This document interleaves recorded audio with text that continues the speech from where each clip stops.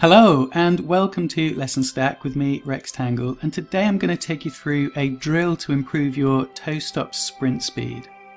So this drill is called drop sprints, and it's this one here.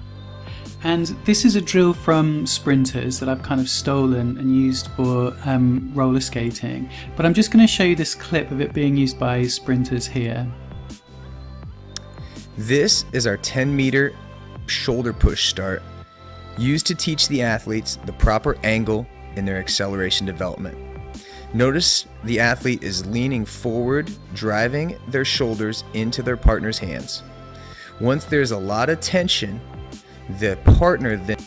Okay, so as it is, you can incorporate this into your off skates, but I really like to coach this on skates, and this is going to be a toe-stop running drill.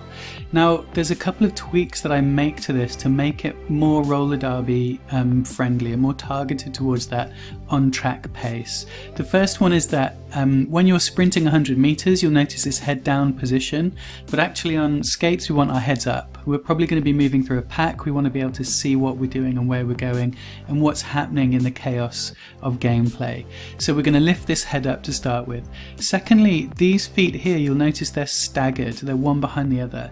Now when you're sprinting out of the blocks, that's perfect. What you're going to find is that wearing a pair of skates is going to change how this feels. And when you first coach this activity, you really want this tension between the two. And what you're going to find is that skaters aren't initially comfortable with it, and they'll use this front leg to weight bear instead of providing that tension before they go.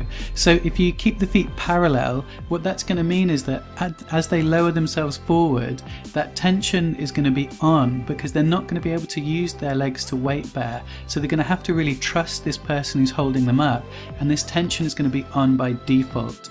Now, once you've got them used to having that tension on their skates, if you want, you can move it back to a staggered stance if you like, but I actually prefer the neutral shoulder width apart stance because it just makes for pace that comes from a more neutral place, which makes the skater more flexible and more unpredictable. Like often in their track, they're going to be moving from a neutral stance, they're going to be changing direction, they want to be able to call on this pace from a moment's notice and then move in any direction, and I just think the neutral stance really helps that. The last thing that I want to pick up on in terms of stance, and this really makes a big difference with skating, is that when you lift this foot up, it's going to fire this whole anterior chain, that's the front of the athlete here, and it's going to pick this foot up quickly.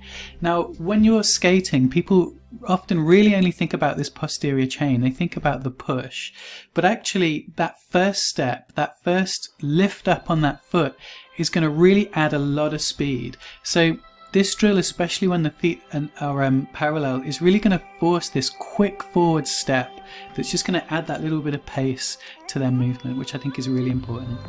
Now, the last thing I really want to emphasize that I think is a really interesting thing that this drill brings up is that when you coach this in a session, as a coach, you're going to be really reliant on how good the leadership is throughout your team, because this is a partner drill. So the quality at which this drill is performed at is going to really rely on how hard this person pushes this person, and how hard they give that encouragement, what kind of standards they demand, how they make corrections, and so on. So when you're a coach, you can do this individually, but like a lot of team sports in roller derby, we're often going to be breaking out into partners in small groups.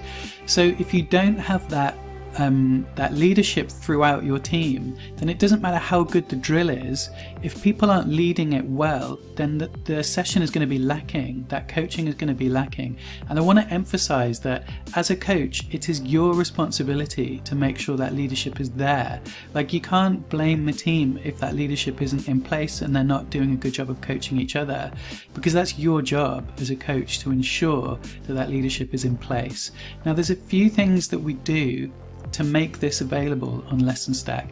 The first is that we make your training transparent, which means that everybody in your team has the opportunity to contribute to how you train, and that begins this process of leadership because it gives everybody the ability to contribute and a knowledge of how this coaching works.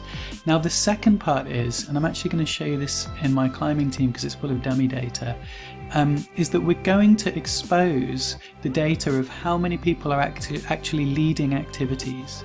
So this is my session data for a team. As I say, this is all dummy data, and I can see how often skaters are attending, but what I'm really interested in is down here where I can see who is leading the sessions. So these are my coaches, these are my session leaders, and who is leading activities. And now as a coach, sometimes I want to ask skaters to lead an activity, and I want them to do all of the things that they're going to do when they break out into those small groups, but I want them to have that experience of being like solely responsible for it. And in that way, what I want to do is really build up this leadership in the team so that I can really push that skater to demand those standards, to keep an eye out for that quality, so that when they then go out to break into smaller groups, they've got that ability, they've got that experience. And what I can do with this is I can actually see which of my skaters really need that time. So I can see some of my skaters have led quite a few activities, that's great, and I can see a few of the other ones haven't led so many, and I really want, in my mind, just to know that everybody has that leadership experience, and this is just going to start making that data available to me. By the way, if you want to use that drop sprints drill, you can just jump onto lesson stack and you can just drag and drop it into your lessons just like that. Okay, thanks very much for watching, and I will see you next time.